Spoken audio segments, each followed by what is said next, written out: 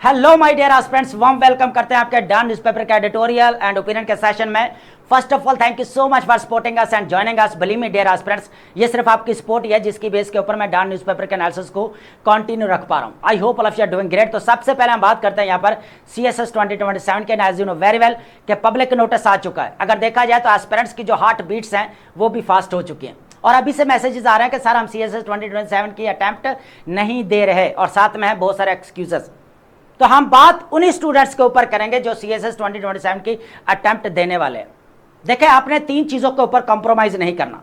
सबसे पहले अगर देखा जाए जो हमारा एग्जाम है वो 27 जनवरी 2027 को होने जा रहा है। सबसे पहले हम जो चीज के ऊपर बात कर रहे हैं वो है आपके सिलेबस। एज पॉसिबल एज आपने अपना सिलेबस कवर करना है दिसंबर तक। और मैं पहले भी कहता हूं कि मैं लास्ट जो मंथ होता है कभी भी काउंट नहीं करता। दूसरी जो चीज है वो है आपकी राइटिंग प्रैक्टिस। आपने डेली बेसिस के ऊपर राइटिंग प्रैक्टिस करनी है, एक दिन के ऊपर भी आपने कंप्रोमाइज नहीं करना। और उसके बाद हम बात करते हैं यहां पर नोट्स मेकिंग की। अगर आप डिटेल्ड नोट्स मेकिंग कर रहे हैं तो एक बार बैठकर सोचें कि जो आप यहां पर डिटेल्ड नोट्स मेकिंग कर रहे हैं, इन नोट्स को आपने रीड कब करना है, गो थ्रू कब करना है, मेमोराइज कब करना है, रिटन फॉर्म के अंदर कब लेकर आना है और रिवीजन कब करनी है। असल में मैं कहना यह चाह रहा हूं कि डिटेल्ड नोट्स मेकिंग का भी टाइम नहीं है। नोट्स मेकिंग करें सिर्फ इंपॉर्टेंट टॉपिक्स की, अदरवाइज अपना टाइम वेस्ट मत करें। उससे अच्छा है आपने चीज़ों को रीड करना है, मटेरियल को रीड करना है और उनको रिटन फॉर्म के अंदर लेकर आना है। मैं बात कर रहा हूँ राइटिंग प्रैक्टिस की। तो आई होप आपने इस चीज़ को अंडरस्टैंड किया होगा। ये तीन चीज़ें हैं, बहुत इंपॉर्टेंट है जो अभी CSS 2027 के अटैम्प्ट देने जा रहे हैं, क्योंकि अगर देखा जाए तो हमारे पास 6 मंथ है जैसा कि मैंने पहले बताया। ठीक है, तो सबसे पहले हम बात करेंगे यहाँ पर पब्लिक नोटिस के ऊपर। देखिए, जो हमारा MPT है वो यहाँ पर अगर देखा जाए 27 जो सितंबर 2026 को होने जा रहा है और जो हमारा मेन एग्जाम है CSS 2027 का वो 27 जनवरी 2027 को होने जा रहा है। तो यहाँ पर परेशान नहीं होना, इस तरह के नोटिस आते रहेंगे। ठीक है, अभी तो आपका MPT का एडमिशन लेटर आएगा, फिर उसका रिजल्ट आएगा, फिर हमारे मेन एग्जाम की जो एडवर्टाइजमेंट आएगी उसके लिए अप्लाई करेंगे और फिर लास्ट में आएगी डेट शीट। वहाँ पर बड़े बड़े स्टूडेंट्स की भी बात हो जाती है, जो एस्पिरेंट्स जो कहते हैं ना कि मैं फुली प्रिपेयर हूँ एग्ज़ाम के लिए, तो एक बार बैठकर सोचता है कि क्या मैं इस एग्ज़ाम के लिए प्रिपेयर हूँ। ठीक है, तो ये एक क्वेश्चन जो है अपने आप से लाजमी पूछता है जो सीरियस कैंडिडेट है, जो सीरियस एस्पिरेंट है। तो आई होप आपने इस चीज़ को अंडरस्टैंड किया होगा। लेकिन इस तरह के नोटिस आते रहते हैं, आपने बिल्कुल जो है वो परेशान नहीं होना। लेकिन ठीक है, नेचुरल सी बात है, बर्डन या प्रेशर फील होता है कि यार नोटिस आ गया, अब एग्जाम होने वाला है या एग्जाम को इतने मंथ रह चुके हैं। लेकिन आपने फोकस्ड रहना, फोकस नहीं हटाना आपने अपना स्टडी से। ठीक है, तो आई होप आपने इस चीज को अंडरस्टैंड किया होगा। और अब हम बात करते हैं सबसे पहले अपने लिटरेरी और फिलोसफिकल स्टेटमेंट की। देखिए, आज जो हमारे पास स्टेटमेंट है बहुत इंपॉर्टेंट है और आपको मोटिवेट करने के लिए भी है। ठीक है, patience is the companion of wisdom. जो सबर है ना, सबर दाना इंसान के जो ना एक साथी है। ठीक है, तो इसको आपने नहीं छोड़ना। जो सबर का दामन है ना, इसको आपने नहीं छोड़ना। ठीक है, अकल के साथ काम करना है। देखें, हमारे एग्जाम को 6 मंथ रह चुके हैं जैसे कि मैं पहले भी बता चुका हूं। ठीक है, तो अब आपने सबर से काम करना है। जो भी आप चीज कर रहे हैं उसको सबर के साथ करनी है। अब सबर करने का मतलब ये नहीं कि आप कंफर्ट जो जोन में चले जाए, कंफर्ट जोन में नहीं जाना आपने। ठीक है, चीजों को जो है वो कह ले के विद टेक्निक्स के साथ आपने लेकर चलनी है। ऐसा नहीं है कि विदाउट टेक्निक जो है आप आगे चीज़ों को लेकर चल पड़े। ठीक है, आपने सिलेबस कवर करना है, राइटिंग प्रैक्टिस के ऊपर काम भी करना है, नोट्स मेकिंग भी करनी है। ठीक है, और डेली बेसिस के ऊपर आपने एवेल्युएशन भी अपनी लाजमी करवानी है। ठीक है, तो patience is the companion of wisdom. एक जो दाना एस्पिरेंट हमारे पास, जो अक्लमंद एस्पिरेंट है, वो कभी भी जो है यहाँ पर सबर का दामन जो है वो नहीं छोड़ता। जिस तरह मैंने पहले भी कहा कि अभी से मैसेजेस आ रहे हैं कि सर हम CSS 2027 के अटैम्प्ट नहीं दे पाएंगे क्योंकि हम प्रिपेयर ही नहीं है, और साथ में है बहुत सारे एक्सक्यूजेस। और वही स्टूडेंट थे जो डेडिकेटेड थे, जिनके अंदर पैशन नजर आता था और लगता था कि ये CSS 2027 के अटैम्प्ट लाजमी देंगे और कामयाब भी होंगे। लेकिन जैसे ही उन्होंने पब्लिक नोटिस देखा है, पीछे हट गए। देखा जाए तो अभी भी हमारे पास 6 मंथ हैं।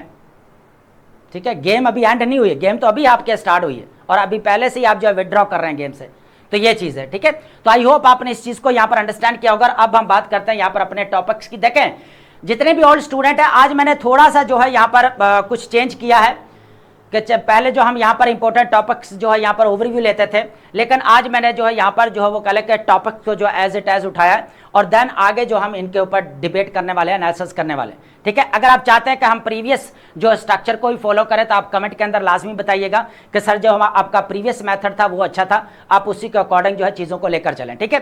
तो आज हमारे पास जो टॉपिक रहने वाले देखें इनके ऊपर हमारा एनालिसिस आगे रहेगा।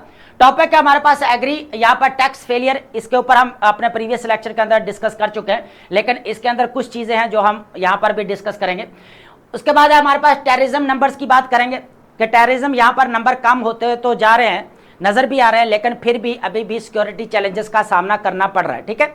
उसके बाद हमारे पास जो इंपॉर्टेंट टॉपिक रहेगा विल कॉन्स्टिट्यूशन रिफॉर्म फॉलो, बात की जा रही है यहां पर कॉन्स्टिट्यूशनल एवोल्यूशन की या constitutional development in Gilgit Baltistan, और उसके बाद अगर देखा जाए तो एजेके आजाद जम्मू कश्मीर, ठीक है। तो ये बहुत इंपॉर्टेंट टॉपिक है। इसके साथ ही अगर देखा जाए हमारे पास जो नेक्स्ट टॉपिक रहने वाला है, अभी आपको पता है कि यहां पर ग्लोबल काउंटर टेररिज्म स्ट्रैटेजी के ऊपर 9th जो है यहां पर रिव्यू हो रहा है, ठीक है। और ये रिव्यू बेसिकली आपका स्टार्ट हुआ था 2006 के अंदर, ठीक है। पाकिस्तान ने यहां पर फेवर में वोट दिया, लेकिन यूएसए ने जो है यहां पर फेवर में वोट नहीं दिया, तो इसके ऊपर भी हमारी डिबेट रहने वाली है। तो सबसे पहले जो हमारे पास टॉपिक रहेगा यहां पर वो है जियोपॉलिटिकल टाइट रॉड की बात करेंगे, वेल कॉन्स्टिट्यूशनल रिफॉर्म फॉलो, ठीक है। तो कॉन्स्टिट्यूशनल जो एवोल्यूशन है या डेवलपमेंट एंड कह लें जीबी एंड एजेके, इसके ऊपर डिबेट करने वाले, ठीक है। देखें अगर देखा जाए the geopolitical tight of provisional provincial status for Gilgit Baltistan, और साथ में यहाँ पर एजेके भी है, Azad and Jammu Kashmir, the UNO plebiscite framework, जो यूएनओ की रेजोल्यूशन थी कि यहाँ पर प्लेबिसाइट होने चाहिए कश्मीर के अंदर, ठीक है। देखिए इस टॉपिक के अंदर जो है दो चीज़ें बहुत इंपॉर्टेंट है। एक बात यहाँ पर की जा रही है कि जीबी और एजेके को जो है वो प्रोविजनल प्रोविंशियल स्टेटस दिया जाना चाहिए, और जितने भी पार्लियामेंट्री इंस्टीट्यूशंस है या डेमोक्रेटिक इंस्टीट्यूशंस है उनके अंदर रिप्रेजेंटेशन भी मिलनी चाहिए, ठीक है। एक चीज़ तो ये है। दूसरी चीज़ ये है कि इसको हम हिस्टोरिकली अंडरस्टैंड करने की कोशिश करते हैं कि जो कॉन्स्टिट्यूशनल एवोल्यूशन है या constitutional development and GB and AJK, इसको भी अंडरस्टैंड करते हैं। देखिए सबसे पहले हम बात करते हैं, थोड़ा सा ओवरव्यू ले लेते हैं अभी कंटेम्परेरी सिनेरियो में क्या चल रहा है। देखें modern parliamentary call for representation की अगर बात की जाए, प्रोविजनल प्रोविंशियल स्टेटस की बात की जा रही है, और ये कौन कर रहा है बेसिकली आपको पता है। अभी प्रीवियस डेज में जो है नेशनल असेंबली के अंदर बजट के ऊपर हमें डिबेट देखने को मिली, तो वहां पर जो है चेयरपर्सन बिलावल भुट्टो जरदारी साहब ने यहाँ पर कहा है कि भाई जीबी को और एजेके को जो है वो कह लें कि प्रोविजनल प्रोविंशियल स्टेटस देना चाहिए, और जितने भी पार्लियामेंटरी इंस्टीट्यूशंस हैं उनके अंदर रिप्रेजेंटेशन भी मिलनी चाहिए। इस चीज़ के ऊपर फोकस किया गया, ये बहुत इंपॉर्टेंट चीज़ है। देखें प्रीवियस लेक्चर के अंदर हमने एक चीज़ डिस्कस की थी कि बिलावल भुट्टो ने यह कहा था, उस वक्त की बात करें जब प्रीवियस मंथ के अंदर जीबी के अंदर इलेक्शन हो रहे थे, ठीक है। और अभी जो जुलाई के अंदर किसके अंदर इलेक्शन होने वाले, बेसिकली एजेके के अंदर, आज़ाद एंड जम्मू कश्मीर के अंदर। तो उस वक्त बिलावल भुट्टो ने यह कहा था कि भाई जो अभी पॉलिटिकल इंस्टेबिलिटी जीबी के अंदर है और उसके बाद एजेके के अंदर देखने को मिल रही है, जहां पर गवर्नमेंट की तरफ से जो है मीडिया कवरेज को भी बंद किया गया, ठीक है। ये एक इंपॉर्टेंट चीज़ थी और अच्छा स्टेप था। तो बिलावल भुट्टो ने यह कहा था कि भाई जो हमारा स्टांस है कश्मीर के ऊपर वो कमज़ोर पड़ सकता है, इसीलिए जो है यहाँ पर पॉलिटिकल स्टेबिलिटी होना बहुत ज़्यादा ज़रूरी है जीबी और एजेके के अंदर, ठीक है। यही बात हम कर रहे थे अपने प्रीवियस लेक्चर्स के अंदर, ठीक है। आज भी हम बात करने वाले हैं प्रिजर्विंग कश्मीर स्टांस। देखें द प्रपोज्ड कॉन्स्टिट्यूशनल इंटीग्रेशन की बात की जा रही है जीबी को लेकर और एजेके को लेकर, ठीक है। उसके बाद हमारे पास है यहाँ पर design to grant local rights without compromising Pakistan long standing, ठीक है। लॉन्ग स्टैंडिंग किसकी बात, principled international position on the Jammu and Kashmir dispute under UNO resolution, ठीक है। अब आपको पता है कि कश्मीर जो है यहाँ पर अगर देखा जाए तो उसका जो आर्टिकल था 370 उसको भी यहाँ पर एब्रोगेट कर गया 2019 के अंदर, ठीक है। अभी क्या हुआ कश्मीर के अंदर, पहलगाम अटैक भी हमें देखने को मिला, जिसकी वजह से पाकिस्तान और इंडिया के दरमियान में वॉर भी हुई। तो अगर देखा जाए तो यूएनओ की जो रेजोल्यूशंस है कश्मीर के ऊपर उनको भी स्ट्रेंथन करना, इंपावर करना बहुत ज़्यादा ज़रूरी है। जिस तरह हमें जीबी के अंदर जो सिचुएशन देखने को मिल रही है, एजेके के अंदर देखने को मिल रही है, बेसिकली जो पॉलिटिकल पार्टी है पीपी की तरफ से ये कहा जा रहा है कि ऐसा नहीं होना चाहिए, ठीक है। अब हम इसको थोड़ा सा हिस्टोरिकली अंडरस्टैंड कर लेते हैं कि कॉन्स्टिट्यूशनल जो डेवलपमेंट है या कॉन्स्टिट्यूशन जो एवोल्यूशन हमें देखने को मिल रहा है जीबी के अंदर और एजेके के अंदर, ठीक है। बात कर रहा हूं मैं आजाद एंड जम्मू कश्मीर के, ठीक है। डाइवर्जेंट लीगल पाथ की बात की जाए, देखे ब्रिटिश, आपको पता है कि सभ्य कॉन्टिनेंट के अंदर किसका रूल था, ब्रिटिश का रूल था।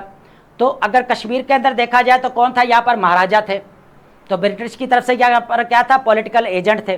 तो फिर क्या हुआ कि पाकिस्तान और इंडिया ने आज़ादी हासिल की, तो फिर जो यहाँ पर महाराजा थे उनके अगेंस्ट बेसिकली डोमेस्टिक लेवल के ऊपर प्रोटेस्ट होना शुरू हुए और अवाम ने कंट्रोल ले लिया, ठीक है। यहाँ तक तो ये बात है। फिर अगर देखा जाए पाकिस्तान आज़ाद होने के 2 साल बाद, पाकिस्तान के आज़ाद होने के 2 साल बाद जो है वो कराची एग्रीमेंट साइन किया गया 1947 के अंदर। कब, बेसिकली 1947 के अंदर, ठीक है। अब 1947 के अंदर जो कराची एग्रीमेंट साइन किया गया, बेसिकली जीबी जो आज हम नाम ले रहे हैं गिलगित बल्तिस्तान, उस वक्त जो है नदरन एरिया बोला जाता था इसको, तो हम नदरन एरिया ही कहेंगे जब तक जो है इसका नाम चेंज नहीं हो जाता। देखें नदरन एरिया ने क्या किया, पाकिस्तान को ज्वाइन कर लिया और किसके कंट्रोल में, अंडर कंट्रोल रहा, पाकिस्तान के गवर्नमेंट के। दूसरी तरफ अगर देखा जाए एजेके के अंदर क्या हुआ, यहाँ पर एजेके के अंदर यहाँ पर एक हमें स्ट्रक्चर देखने को मिला, प्रेसिडेंट प्राइम मिनिस्टर इसके अपने होंगे, ठीक है। एक लेजिस्लेटिव हमें असेंबली भी देखने को मिली, ठीक है। इसके बाद अगर देखा जाए कॉलोनियल सब्जुगेशन की, for decades GB was governed bye junior जो है इस्लामाबाद ब्यूरोक्रेट्स, ठीक है। तो इस्लामाबाद की तरफ से जो जूनियर ब्यूरोक्रेट्स के उनके जो है कंट्रोल में हमें देखने को मिला जो है नदरन एरिया पूरा, ठीक है। उस वक्त जो स्टेट थी वो अलग अलग थी, ठीक है। ये भी याद रखना बहुत ज़्यादा ज़रूरी है। कॉलोनियल इरा टूल हमें देखने को मिला, जिस तरह यहाँ पर इस्लामाबाद पूरा जो है यहाँ पर कंट्रोल कर रहा था जूनियर ब्यूरोक्रेट्स, ठीक है। इंक्लूडिंग ड्रैकोनियन जो है यहाँ पर फ्रंटियर क्राइम रेगुलेशन, जो हमें ये फ्रेमवर्क देखने को मिल रहा है FCR, ये आपके ट्राइबल एरियाज में भी बेसिकली यही लागू था। अब आपको याद होगा कि यहाँ पर तमीज़ोद्दीन वाला केस, ठीक है। अगर हम कॉन्स्टिट्यूशन डेवलपमेंट की अगर बात करें पाकिस्तान के अंदर, तो तमीज़ोद्दीन वाला केस बहुत इंपॉर्टेंट है। उसके बाद अगर देखा जाए जो मार्शल लॉ लगाया गया यहाँ पर 1958 के अंदर, वो भी बहुत इंपॉर्टेंट है। इसके बाद अगर देखा जाए डॉक्ट्रिन ऑफ नेसेसिटी, ये भी बहुत इंपॉर्टेंट है। अब मैं क्यों बात कर रहा हूँ, क्योंकि FCR जो है उस वक्त हमें ट्राइबल एरियाज के अंदर देखने को मिलता था, ठीक है, यही बात की जा रही थी। इसके बाद हमें यहाँ पर पॉलिटिकल एजेंट भी देखने को मिले। तो टोटली अगर बात की जाए तो ये वफाकी गवर्नमेंट के कंट्रोल था यहाँ पर एजेके और यहाँ पर जीबी, ठीक है। अब इसको हिस्टोरिकली थोड़ा सा और चलते हैं कि पीपी ने अपना रोल प्ले क्या किया, ठीक है। सबसे पहले स्टार्ट करते हैं यहाँ पर अर्ली माइलस्टोन की, तो जुल्फकार अली भुट्टो के दौर में क्या हुआ, सबसे पहले इस FCR को जो है एब्रोगेट किया गया, ठीक है। उसके बाद क्या किया गया, यहाँ पर जो फ्यूडल प्रिंसली स्टेट, बेसिकली जो हमें यहाँ पर जागीरदाराना निज़ाम देखने को मिला, उसको डिसमेंटल किया गया और जितने भी जीबी के जो स्टेट थे उनको यहाँ पर मुत्तहद किया गया, यूनाइट किया गया, ठीक है। ये बहुत इंपॉर्टेंट चीज़ है। उसके बाद अगर देखा जाए रिफॉर्म की बात की, अब ये कब हुआ, बेसिकली 1970 के अंदर, ठीक है। इसके बाद आती है यहाँ पर बेनजीर भुट्टो साहिबा, वो क्या करती हैं, वो करती यह है कि जुडिशियल एडमिनिस्ट्रेटिव जो है रिफॉर्म्स लेकर आती हैं जीबीके के अंदर और एजेके के अंदर। तो अगर देखा जाए तो यहाँ पर पीपल पार्टी अपना जो है वो रोल प्ले करते हुए नजर आ रही, इसलिए जो है यहाँ पर बिलावल भुट्टो ने बेसिकली ये रिमार्क्स दिए, ठीक है। अब अगर देखा जाए 2009 के अंदर ब्रेक थ्रू हमें देखने को मिला, बहुत बड़ा ब्रेक थ्रू था। बेसिकली इसके अंदर पीपी गवर्नमेंट ने क्या किया कि Gilgit Baltistan empowerment and self governance order 2009, इसके अंदर सबसे इंपॉर्टेंट चीज पता क्या थी, जो नदरन एरिया का जो नाम चेंज किया गया वो क्या रखा गया यहाँ पर, गिलगित बल्तिस्तान। और ये किसके जरिए रखा गया, ये चीज याद रखना जरूरी है, Gilgit Baltistan empowerment and self governance order 2009। और कौन था उस वक्त यहाँ पर, आसिफ अली जरदारी साहब, ठीक है, इन्होंने। उसके बाद भी अगर देखा जाए आसिफ अली जरदारी साहब 2010 की 18 अमेंडमेंट भी आपके सामने है। तो पीपी की काफी यहाँ पर खिदमत रही है। अगर देखा जाए तो जो जुल्फकार अली भुट्टो साहब, पीपी की गवर्नमेंट, तो कॉन्स्टिट्यूशन किसने बनाया आपको, 1973, ठीक है। तो पीपी ने अगर देखा जाए तो काफी जो है रोल प्ले किया। अगर हालांकि ये वही जुल्फकार अली भुट्टो साहब थे जो कहले के अयूब खान के इरा के अंदर क्या थे, फॉरेन मिनिस्टर थे आपके, ठीक है। ये चीज भी इंपॉर्टेंट है। अगर देखा जाए ऑफिशियली रिप्लेसिंग जेनेरिक नेम जो है यहाँ पर चेंज किया गया। उसके बाद चीफ मिनिस्टर और गवर्नर्स के जो है ऑफिसेज बनाए गए, गवर्नर्स के सॉरी ऑफिस बनाया गया, चीफ मिनिस्टर और गवर्नर्स इन दोनों का ऑफिस बनाया गया और लोकल लेजिस्लेटिव असेंबली भी बनाई गई, ठीक है। उसके बाद क्या हुआ फर्दर, इसके ऊपर हम डिस्कशन करते हैं, द रेटोरिक ऑफ एम्पावरमेंट, ठीक है। अब अगर देखा जाए जो जीबी के अंदर हमें प्रीवियस मंथ के अंदर इलेक्शन देखने को मिले, तो अब यहां पर पीपी का नारा क्या था, इसको भी देखें, रेटोरिक ऑफ एम्पावरमेंट, ठीक है। अब जो हमें यहाँ पर इंपावरमेंट की जो खतों किताबा देखने को मिली, जो यहाँ पर कह ले के एक नारे जो देखने को मिले, वो बेसिकली क्या थे, by anchoring his recent GB election campaign. उसके बाद हकमियत, बात की जा रही है सेल्फ रूल की एंड मलकियत, लैंड ऑनरशिप राइट्स, ठीक है। अब जो यहाँ पर रह रहे हैं तो उनका ही रूल होना चाहिए, तो ये सारी चीजें हमें देखने को मिली। लेकिन ये किसके दौरान, बेसिकली यहाँ पर जीबी के इलेक्शन के दौरान हमें देखने को, अभी जो प्रीवियस मंथ में हुए हैं उनकी बात कर रहा हूँ। Bilawal Bhutto Zardari reviewed long neglected constitutional question. तो यहाँ पर अब बात की जा रही है कॉन्स्टिट्यूशनल इंटीग्रेशन की, बात की जा रही है कि जीबी को और एजेके को जो है यहाँ पर स्टेटस दिया जाना चाहिए, और जितने भी पार्लियामेंटरी इंस्टीट्यूशंस है बेसिकली, या डेमोक्रेटिक इंस्टीट्यूशंस आप कह सकते हैं, तो उनके अंदर रिप्रेजेंटेशन भी देनी चाहिए जीबी और एजेके को अंदर, ठीक है। उसके बाद अगर देखा जाए रोल बैक्स की supreme court intervention and the path forward, देखें 2018 के अंदर क्या होता है, पीएमएल नून क्या करते हैं, यहां पर सरताज अजीज साहब बोलते हैं, उनको बोलते हैं कि आप एक कमेटी बनाओ और इसके अंदर जो है रिफॉर्म लेकर आने हैं, ठीक है। लेकिन क्या हुआ कि उसके ऊपर भी पीएमएल नून की तरफ से कोई अमल दरामद नहीं किया गया। हम क्रिटिसाइज नहीं किए गए कर रहे, बेसिकली जो चीजें डेवलप हुई उसके ऊपर बात कर रहे हैं, ठीक है। विच फेवर्ड पार्लियामेंटरी रिप्रेजेंटेशन के ऊपर बात हो रही थी, ठीक है। तो पार्लियामेंटरी रिप्रेजेंटेशन जो है वो मिलनी चाहिए। लेकिन क्या हुआ कि जब 2018 के अंदर ऑर्डर जो है रोल बैक किया गया जीबी ऑटोनोमियस पावर्स के ऊपर, तो यहाँ पर सुप्रीम कोर्ट ने क्या किया, इसको जो है नल एंड वॉइड करार दे दिया, कलअदम करार दे दिया, ठीक है। उसके बाद हमें यहाँ पर जुडिशियल करेक्शन का अगर देखा जाए, supreme court of Pakistan intervene to strike down 2018 framework and ordering the federal government to draft a new 2019 mechanism modeled after the Sartaj Aziz recommendations, ठीक है। तो यहां पर फिर रिकमेंडेशंस के बाद हमें न्यू एक जो है वो कह लेके मैकेनिज्म देखने को मिला, ठीक है। अभी वही अप्लाई किया हुआ है, ठीक है। कॉल फॉर सिंसेरिटी की अगर बात की जाए, the author stress that transforming this discourse into real change depends entirely on the political will of ruling coalition. ये तो क्लियर बात है कि जितनी देर तक पॉलिटिकल विल नहीं होगी तो उतनी देर तक आगे जो है मामला सॉर्ट आउट नहीं हो सकता, ठीक है। तो ये कॉन्स्टिट्यूशनल सेटलमेंट करना बहुत ज्यादा जरूरी है, ये कहा जा रहा है। तो अगर देखा जाए इस टॉपिक के अंदर के पीपी ने अपना काफी रोल प्ले किया है जीबी को लेकर और एजेके को लेकर। अभी भी अगर देखा जाए तो बिलावल भुट्टो ने क्या कहा है कि भाई अगर जीबी के अंदर और अगर देखा जाए एजेके के अंदर जिस तरह पॉलिटिकल इंस्टेबिलिटी देखने को मिलती है, इससे जो कश्मीर के ऊपर जो पाकिस्तान की पॉलिसी है वो कमज़ोर पड़ सकती है। इसीलिए जो है यहाँ पर पॉलिटिकल जो कह लें कि स्टेबिलिटी होना बहुत ज़्यादा ज़रूरी है, ठीक है। तो इस तरह जो है हमें यहाँ पर जो है वो कह लें प्रोविंशियल स्टेटस की जो है वो बात देखने को मिली, जिस तरह यहाँ पर बिलावल भुट्टो जरदारी की तरफ से की गई, ठीक है। तो ये इंपॉर्टेंट पॉइंट है, आप लाजमी करेंगे कि प्रोविंशियल स्टेटस को लेकर डिबेट चल रही है। अब बात करते हैं यहाँ पर सेकंड टॉपिक हमारे पास यहाँ पर border lands threat cross border sanctuaries and dilemma of Pakistan asymmetric security net, ठीक है। इसके ऊपर ओवरव्यू लेंगे एक।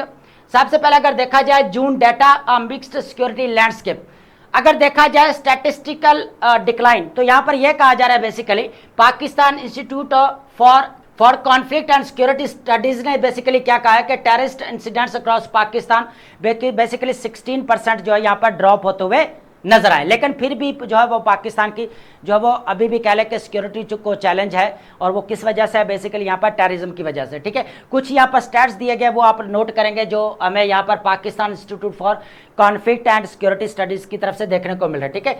16% यहाँ पर जून के अंदर कम होते हुए नजर आए। फिर अगर देखा जाए रीजनल डिस्पैरिटी, बलूचिस्तान के अंदर अगर देखा जाए तो 31% जो हमें रिडक्शन देखने को मिलती है। इसी तरह केपीके के अंदर भी हमें जो रिडक्शन देखने को मिलती है, ठीक है। द हाई प्रोफाइल थ्रेट की अगर बात की जाए तो फिर भी अभी भी पाकिस्तान को सिक्योरिटी के चैलेंजेस का सामना करना पड़ा है। आपको पता है कि अभी पाकिस्तान की तरफ से ऑपरेशन गजबुल इल्हाक स्टार्ट किया गया मिलिटेंट्स ग्रुप्स के अगेंस्ट। बलूचिस्तान के जो सिचुएशन है बलूचिस्तान के अंदर सेपरेटिस्ट मूवमेंट वगैरह, तो वो आपके सामने ही है। तो इस तरह का अगर देखा जाए तो पाकिस्तान की नेशनल इंटीग्रिटी और नेशनल यूनिटी को बहुत बड़ा एक चैलेंज है, ठीक है। तो अभी भी जो हमें यहाँ पर जो रिडक्शन देखने को मिल रही है, तो अभी भी जो है चैलेंजेस हैं, ठीक है। ऐसा नहीं है कि सारे जो है वो कह लें कि टेररिज्म के जो असरात है वो कम होते जा रहे हैं, बल्कि हमें देखने को मिल रहा है। आगे जो हम डिस्कशन करने वाले हैं यूएनओ के अंदर क्या हो रहा है, basically the UNO cost of the conflict अगर देखा जाए तो H1 2026 का हाई जो है फैटेलिटी टोल की अगर बात की जाए तो फर्स्ट हाफ ऑफ 2026 के अंदर देखा जाए तो 2100 लोग जो है यहाँ पर मारे गए, ठीक है। उसके बाद यहाँ पर मार्टायरडम्स की अगर बात की जाए तो इसके अंदर 700 सिक्योरिटी एहलकार भी शामिल है, जो कि हमें जनवरी टू कह लें कि जून तक देखने को मिले, 2026 तक। ठीक है, तो रिपोर्ट के अंदर बेसिकली ये कहा जा रहा है कि हमें टेररिज्म जो है उसके जो कह लें कि अटैक्स वगैरह उसके अंदर कमी देखने को मिली, लेकिन कहीं ना कहीं पर भी इस लेक्चर के अंदर हमने डिस्कशन की थी कि अभी भी सिक्योरिटी चैलेंजेस बढ़ते जा रहे हैं, और इसके अंदर भी बेसिकली हमें यही बात कर रहे हैं कि अभी भी जो है पाकिस्तान को चैलेंजेस का सामना करना पड़ रहा है। ठीक है, उसके बाद evolving trends and strategic directives की अगर बात की जाए, अर्बन शिफ्ट की बात करते हैं। देखें, द रिसेंट अटैक यहाँ पर Karachi signals dangerous tactical pivot by militants networks. ठीक है, moving operation out of the geographic peripheries and into major urban economic centres. ठीक है, तो सबसे ज्यादा जो है अर्बन सिटीज के अंदर, जिस तरह कराची के अंदर जो है वो टारगेट किया गया या अटैक किया गया मिलिटेंट्स ग्रुप्स की तरफ से। ठीक है, इसी तरह हमें इस्लामाबाद के अंदर भी देखने को मिले। ठीक है, इंटेलिजेंस लीड काउंटर टेररिज्म, तो जो पाकिस्तान की जो काउंटर टेररिज्म की जो पॉलिसी है, यही कहा जा रहा है इस टॉपिक के अंदर, उसकी वजह से हमें जो है यहाँ पर कह लें कि अटैक्स के अंदर रिडक्शन देखने को मिली है। ठीक है, तो अभी भी जो है वो पाकिस्तान को ज़्यादा जो है इसके ऊपर फोकस करना चाहिए, ऑपरेशंस को स्टार्ट करना चाहिए, ताकि जितने भी कह लें कि यहाँ पर टेररिज्म है उसको जो है कह लें कि एरेडिकेट किया जा सके। ठीक है, तो ये भी इंपॉर्टेंट चीज़ है। डिनाइंग सेंचुरीज है वाले क्रॉस बॉर्डर यहाँ पर, तो अफगानिस्तान की तरफ से तो बार बार यही कहा जा रहा है कि इधर कोई भी ठिकाने नहीं है, सेंचुरीज नहीं है यहाँ पर, किसकी बेसिकली मिलिटेंट्स ग्रुप्स की। लेकिन पाकिस्तान की तरफ से ऑपरेशन स्टार्ट किया गया गज़बुल हक, किसकी बेस के ऊपर किया गया? इसी वजह से ना कि बेसिकली यहाँ पर कह लें कि अफगानिस्तान की तरफ से जो है हमें अभी भी चैलेंजेस का सामना करना पड़ रहा है। अगर अफगान तालिबान गवर्नमेंट टेररिज्म के ऊपर कंट्रोल कर ले तो मामला ही खत्म हो जाता है, लेकिन वो लिख कर देने के लिए तैयार नहीं होते। जो कह लें कि टेबल के ऊपर आते हैं कोई और बात करते हैं, जब वो घर जाता है तो कुछ और चीज़ें हमें देखने को मिलती हैं। ठीक है, ये बात भी है। तो leadership must ensure the zero domestic spatial footprint remains for terrorist to plan recruit and execute operations within Pakistan. तो पाकिस्तान को जो है यहाँ पर जो है वो कह के ऑपरेशंस वगैरह को जारी रखना पड़ेगा, ताकि जो जितनी भी ट्रेनिंग है, रिक्रूटमेंट वगैरह है, उसको खत्म किया जा सके पाकिस्तान के अंदर जो भी प्लान बन रही है, प्लानिंग वगैरह बन रही है। ठीक है, द जियोपॉलिटिकल स्किज्म, स्किज्म का मतलब होता है तकसीम को बोला जाता है, डिवीजन को बोला जाता है। Deconstructing the breakdown of UN consensus on the global counter terrorism strategy. देखें, अब ये ग्लोबल काउंटर टेररिज्म स्ट्रैटेजी जो है ये 2000 बेसिकली 60 के अंदर जो है स्टार्ट की गई। ठीक है, अब इसका पर्पस क्या था? यहाँ पर रिव्यू लेना। तो अभी जो रिव्यू जो चल रहा है बेसिकली 9th रिव्यू हमें देखने को मिल रहा है। ठीक है, अब हुआ क्या है बेसिकली कि काउंटर टेररिज्म के ऊपर जो रिव्यू देखने को मिल रहा है, इसके अंदर जो वोटिंग हुई है, इसके अंदर जो कह लें कि यूएसए ने वोटिंग नहीं की है, उसके बाद इजराइल ने भी वोटिंग नहीं किया, अर्जेंटीना ने भी नहीं किया। अब कंसर्न्स क्या है, यूएसए की पोजीशन क्या है, पाकिस्तान की तरफ से अगर देखा जाए क्या पोजीशन है, या ओआईसी के जितने भी कंट्री है उनकी तरफ से क्या कहा गया है। लेकिन सबसे पहले हम ये अंडरस्टैंड करते हैं कि USA diplomatic backing and border friction. तो यहाँ पर राइट टू सेल्फ डिफेंस, तो यूएसए की तरफ से यह कहा गया है कि पाकिस्तान के हम साथ खड़े हैं, कि जिस तरह पाकिस्तान कह लें कि क्रॉस बॉर्डर जो है वो कह लें मिलिटेंट्स ग्रुप्स की वजह से जो है यहाँ पर कह लें कि काफ़ी कह लें कि इश्यूज़ का सामना कर रहा है, तो हम पाकिस्तान के साथ खड़े हैं, यूएसए की तरफ से यह कहा गया। आपको पता है कि देखा जाए तो अफगानिस्तान और पाकिस्तान के दरमियान में अक्टूबर 2025 को 48 आवर्स वार भी हो चुकी है। ठीक है, बाद में किसने रोल प्ले किया? एज ए मीडिएटर कतर ने रोल प्ले किया, टर्की ने रोल प्ले किया। तो अब यहाँ पर यूएसए की तरफ से यह कहा जा रहा है कि भाई हम पाकिस्तान के साथ हैं, पाकिस्तान के पास पूरा जो है राइट टू सेल्फ डिफेंस का जो है वो हमें राइट टू सेल्फ डिफेंस, जो सेल्फ डिफेंस का राइट भी हासिल है। ठीक है, अब अगर देखा जाए USA department treated its firm support for Pakistan right to self defence itself against cross border militancy. ठीक है, तो ये चीज़ है, ये आप यहाँ पर नोट कर सकते हैं। रिटेलिएटरी काइनेटिक एक्शन की बात की जाए, this diplomatic endorsement follow target Pakistan military operations against terrorist infrastructures along. अगर देखा जाए border Afghan border launched and direct response to the lethal suicide bombing at Rangers facility and Karachi. तो अब आपको पता है कि रेंजर फैसिलिटी के ऊपर यहाँ पर अटैक किया गया, किसकी तरफ से? जो है मिलिटेंट्स ग्रुप्स की वजह से। ठीक है, तो पाकिस्तान जो है यहाँ पर जो है ऑपरेशन जारी रख रहा है। ऑलरेडी आपको पता है कि पाकिस्तान की तरफ से, जैसे मैंने अभी प्रीवियस टॉपिक के अंदर बताया कि गज़बुल हक जो ऑपरेशन है पाकिस्तान की तरफ से स्टार्ट किया गया है, तो वो जस्ट मिलिटेंट्स ग्रुप्स के अगेंस्ट ही किया गया। ठीक है, तो अब अगर देखा जाए fractured global consensus at the United nation, तो जीसीटी एट जो यहाँ पर हमें देख रहे हैं ग्लोबल काउंटर टेररिज्म जो है यहाँ पर strategy review installment during 9th review. अगर देखा जाए UN global counter terrorism strategy the traditional consensus based और adoption broke down forcing a racket vote at UN General Assembly. अब वोट ब्रेकडाउन की अगर बात की जाए तो resolution was adopted 140 votes including Pakistan, लेकिन साइन किस किस ने नहीं किया? द यूएसए ने, इजराइल ने और अर्जेंटीना ने जो है इसके वोट अगेंस्ट दिया है। जापान जो है इससे बेसिकली इतना भी किया वोट देने से, ठीक है। लेकिन अब यहां पर अंडरस्टैंड करते हैं कि divergent western and global south criticism दोनों ने यहां पर क्या किया? यूएसए की पोजीशन क्या थी कि डिनाउंस द ड्राफ्ट, ये जो ड्राफ्ट है ये बिल्कुल ओल्ड है, पुराना हो चुका है, बेकार है, इस तरह कहा गया, ब्लॉटेड है, आउटडेटेड है, अनफोकस्ड है, जो बिल्कुल भी है फोकस्ड नहीं है। Arguing that non operational language diluted core counter terrorism priority. तो अगर देखा जाए जो भी कोर काउंटर यहाँ पर टेररिज्म प्रायोरिटीज है वो बेसिकली कमजोर हो चुकी हैं, आउटडेटेड है, ठीक है। ये यूएसए की पोजीशन है, इसलिए इसने वोट बेसिकली अगेंस्ट दिया इसके, ठीक है। ओआईसी ब्लॉक की अगर बात की जाए तो Pakistan, Egypt, Iran, Turkey expressed deep regret that the text ignored proposal of from Islamic states की बात की जाए तो उनको यहाँ पर इंक्लूड नहीं किया गया। तो इंपोर्टेंट इशू क्या है? इस्लामोफोबिया, तो उसको भी इंक्लूड नहीं किया गया। तो अब बात यहाँ पर यह की जा रही है कि बेसिकली जो ये रिपोर्ट या ये जो रिव्यू लिया जा रहा है 9th global counter terrorism strategy का, ठीक है। तो इसके अंदर जो ओआईसी के कंट्री जितने भी पाकिस्तान, टर्की वगैरह, तो इनको अपने तहफुजात हैं, यूएसए की अपनी पोजीशन है, ठीक है। Pakistan strategic articulation of the terror threat, तो आपको पता है ट्रांसनेशनल रियलिटी अगर बात की जाए तो पाकिस्तान की तरफ से जो परमानेंट रिप्रेजेंटेटिव हैं, बेसिकली एम्बेसडर है यूएनओ के अंदर, आसम इफ्तिखार अहमद साहब, उन्होंने कहा कि modern terrorism operates and highly interconnected, ठीक है।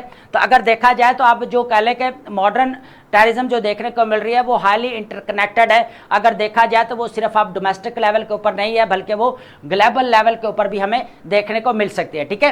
तो ये किसकी तरफ से कहा गया है? पाकिस्तान के जो एम्बेसडर है, ठीक है। हैवी टोल की अगर बात की जाए तो सबसे पहले यहाँ पर किसने जाने गंवाई है? देखा जाए तो पाकिस्तान ने 1200 पाकिस्तानीज मार्टायर्ड। उसके बाद एक और डिप्लोमेटिक डिमांड्स की बात की जा रही है बेसिकली कि Pakistan call for structure UNO reforms. तो पाकिस्तान ने यह कहा है कि यूएनओ के अंदर स्ट्रक्चरल रिफॉर्म्स होने चाहिए और पाकिस्तान ने यूएनओ एससी के जो यहाँ पर के लिए जो प्रपोजल दिया था उसके ऊपर भी हम डिस्कशन कर चुके हैं कि रेजोल्यूशन के ऊपर रिव्यू लेना बहुत ज़्यादा ज़रूरी है, ठीक है।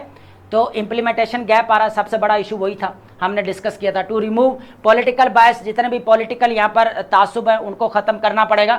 उसके बाद ग्लोबल सोशल मीडिया रेगुलेशन, जितने भी मिस इन्फॉर्मेशन है, डिस इन्फॉर्मेशन है, प्रोपेगेंडा वगैरह है, यहाँ पर ट्रेनिंग है, रिक्रूटमेंट है, उसको भी ख़त्म करना पड़ेगा। तो ये पाकिस्तान की तरफ से ये कहा गया, प्रपोजल दिया गया कि बेसिकली किस तरह जो है वो कह लें कि हम यूएनओ के जो स्ट्रक्चर में रिफॉर्म्स लेकर आ सकते हैं, ठीक है।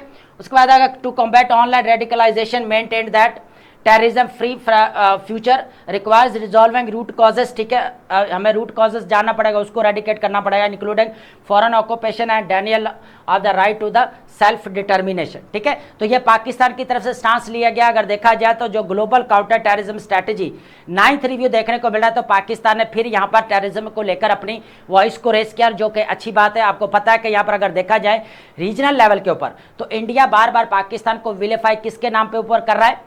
टेररिज्म के नाम के ऊपर। तो पाकिस्तान के पास एक गुड अपॉर्चुनिटी का यहाँ पर अपने जिस तरह डिप्लोमेटिक रोल प्ले किया, तो पाकिस्तान यहाँ पर जो है वो कह ले कि as a peace maker role play किया, तो पाकिस्तान अपने आप को यहाँ पर जो है वो कह ले कि सही साबित कर सकता है, जो कि सही भी है, ठीक है। ये चीज़ बेसिकली हमें देखने को मिल रही है। अब बात करते हैं यहाँ पर the political economy of exemption landed hegemony and the failure of IMF tax conditionalities in Pakistan. अब आपको पता है एग्रीकल्चर इनकम टैक्स को लेकर हम प्रीवियस लेक्चर के अंदर अपनी डिटेल डिस्कशन कर चुके हैं। इसके अंदर हम जस्ट ओवरव्यू लेंगे, जितने भी हमारे ओल्ड स्टूडेंट है उनको पता है, जितने भी न्यू स्टूडेंट है वो आप अपना प्रीवियस लेक्चर लाजमी लेंगे, ठीक है। सबसे पहले अगर देखा जाए the policy failure and the revenue void. अब यहाँ पर देखा जाए तो इनएफेक्टिव रिफॉर्म हुआ क्या कि एग्रीकल्चर इनकम टैक्स इंट्रोड्यूस करवाया गया, किसकी तरफ से जो है, किसकी कंडीशन के ऊपर? बेसिकली IMF की कंडीशन के ऊपर, ठीक है। इसको ऐड किया गया, भाई यहाँ पर एग्रीकल्चर इनकम टैक्स होना चाहिए, ठीक है। अब हुआ क्या यहाँ पर कि 306 बिलियन रुपए के हमें यहाँ पर इनकम देखने को मिली और कलेक्शन कितनी देखने को मिली यहाँ पर?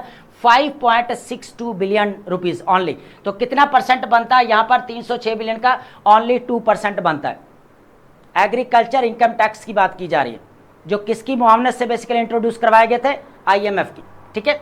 अब ये हमें फिजिकल ईयर की अगर बात की जाए तो 25 टू 26 के अंदर देखने को मिल रहा है, जो कि अभी हमें यहाँ पर 26 टू 27 के अंदर जो है ये ड्रॉप होते हुए भी नजर आए। ठीक है, तो ये हम पहले डिस्कस कर चुके हैं प्रीवियस लेक्चर के अंदर, लाजमी लीजिएगा, बहुत इंपॉर्टेंट है।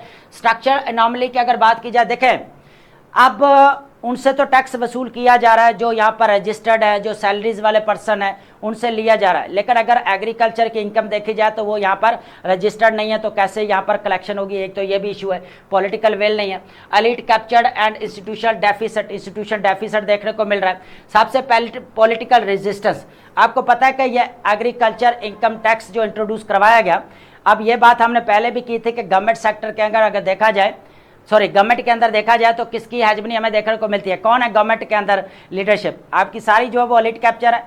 ठीक है, अगर देखा जाए एलीट कैप्चर आपकी कह लें कि यहाँ पर गवर्नमेंट है, पॉलिटिक्स आप कह सकते हैं, तो उसके अंदर ज़्यादातर जिम्मेदार लोग देखने को मिलते हैं जिनकी ज़मीनें ज़्यादा है। ठीक है, तो वो कैसे चाहेंगे कि यहाँ पर जो है वो कह लें कि एग्रीकल्चर के ऊपर हम इनकम टैक्स दें। ठीक है, ये बात भी है। तो particularly Punjab and Sindh. Weapons of mass evasion की अगर बात की जाए तो आपको पता है पटवारी सिस्टम चल रहा है पंजाब के अंदर, लैंड का जो रिकॉर्ड है वो भी प्रॉपर देखने को नहीं मिलता, तो प्रॉपर टैक्सेशन कैसे हो गया, डिजिटल का दौर है ना, तो डिजिटल भी यहाँ पर मिसिंग देखने को मिलते हैं। लिमिट्स ऑफ टेक्नोलॉजी, ठीक है, digitisation and online filing system can not improve compliance if state refuses to exercise its authority against powerful political connected tax defaulters. ठीक है, तो जितनी देर तक यहाँ पर कह लें कि जितने भी पॉलिटिकल डिफॉल्टर्स हैं या उनके अगेंस्ट एक्शन नहीं लिया जाएगा अथॉरिटी की तरफ से, तो उतनी देर तक जो है वो काम आगे नहीं चल सकता। ठीक है, तो बात यही है कि एक तो टेक्नोलॉजी की कमी है, दूसरा अगर देखा जाए पटवारी सिस्टम चल रहा है, तो लैंड की रिकॉर्ड जो है रिकॉर्ड होनी चाहिए जिस तरह, तो वो भी हमें रिकॉर्डिंग भी देखने को नहीं मिलती। तो ये बेसिकली हम सारी चीज़ें डिस्कस कर चुके हैं, जस्ट हम एक ओवरव्यू ले रहे हैं इसका। उसके बाद है डेवोल्यूशन ऑफ पैराडॉक्स है। आपको पता है कि प्रोविंशियल ऑटोनॉमी कब देखने को मिली, 2010 के अंदर 18 अमेंडमेंट के जरिए। अब यहाँ पर क्या हुआ, पावर तो डेलीगेट होते हुए नजर आई फेडरल से प्रोविंशियल, लेकिन प्रोविंशियल ने यहाँ पर क्या किया, लोकल गवर्नमेंट तक जो डेलीगेट होनी चाहिए थी पावर वो नहीं हो पाई यहाँ पर।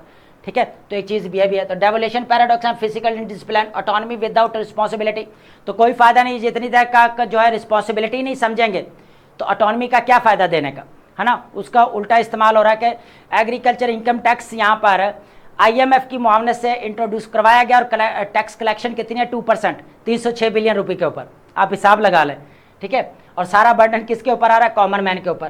परपेचुएटिंग द फिजिकल क्राइसिस, तो इसकी वजह से यहाँ पर फिजिकल क्राइसिस भी देखने को मिल रहा है, और ये चीज़ मैंने अपने प्रीवियस लेक्चर के अंदर बताई थी कि फिजिकल डेफिसिट, फिजिकल क्राइसिस या फिजिकल फेडरलिज्म क्राइसिस, ये बहुत इंपॉर्टेंट यहाँ पर टॉपिक है, इसको आपने लाजमी जो है वो नोट करना है। ठीक है, तो आई होप आपने इस चीज़ को अंडरस्टैंड किया। बेसिकली आज आकर जो ये पूरा अगर देखा जाए क्रक्स इसका यही है कि एग्रीकल्चर इनकम टैक्स इंट्रोड्यूस करवाया गया, लेकिन यहाँ पर गवर्नमेंट के अंदर कौन बैठे हुए हैं, सारे जिम्मेदार बैठे हुए हैं, तो जागीरदाना निज़ाम देखने को मिल रहा है, तो भाई वो आगे कैसे पे करने देंगे इनकम टैक्स, तो सबसे बड़ा इशू ये आ रहा है। ठीक है, तो अब बात करते हैं यहाँ पर हमारे इंपॉर्टेंट वोकैब की। ठीक है, आपको पता है कि हम डेली बेसिस के ऊपर इनको डिस्कस करते हैं, तो सबसे पहले जो हमारे पास वर्ड रहने वाला है कंपंक्शन। कंपंक्शन बहुत इजी वर्ड है, basically a feeling of guilt, regret और मॉरल अनइजीनेस को बोला जाता है आफ्टर डूइंग समथिंग रॉन्ग। कोई भी गलत काम करने के बाद जो ज़मीर की खलश होती है या निदामत होती है, या आप ये भी कह सकते हैं कि यहाँ पर जो पछतावा होता है उसको बोला जाता है कंपंक्शन। ठीक है, इसका सिमिलर मीनिंग क्या बनेगा, रिमर्स या रिग्रेट। ऑपोजिट क्या बनेगा, इनडिफरेंस या शेमलेसनेस। ठीक है, नेक्स्ट वर्ड हमारे पास क्या रहेगा यहाँ पर टॉर्मेंटेड। टॉर्मेंटेड मीन्स क्या होता है, basically suffering from severe physical और इमोशनल पेन।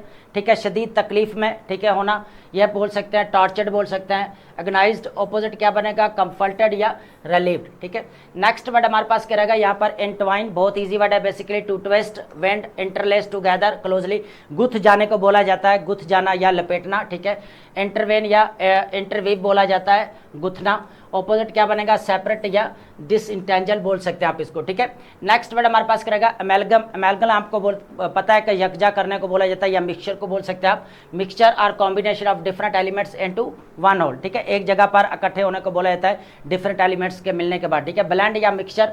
ऑपोजिट क्या बनेगा, सेपरेशन या डिवीजन। नेक्स्ट वर्ड हमारे पास क्या रहेगा यहाँ पर इंडिग्नेशन। इंडिग्नेशन मीन्स होता है anger caused bye unfair insulting treatment.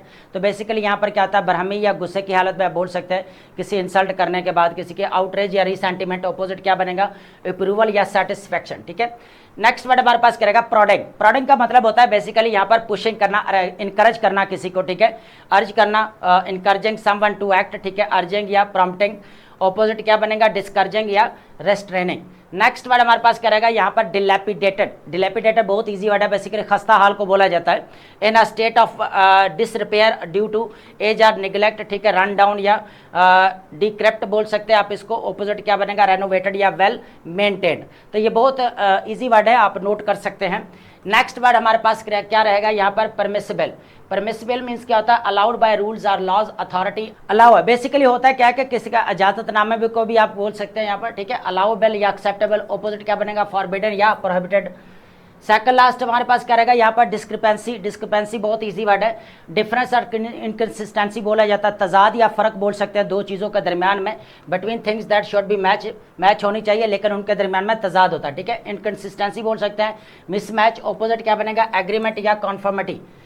Last word हमारे पास क्या रहेगा, बैनिश। आपको पता है बहुत इजी वर्ड है, to send someone permanently, to get rid of something, किसी जान छुटकारा हासिल करना या जिला वतन कर देना, एग्जाइल या एक्सपेल निकाल देना, ऑपोजिट क्या बनेगा, वेलकम या एडमिट। तो आई होप आपने लेक्चर को अंडरस्टैंड किया होगा and thank you so much.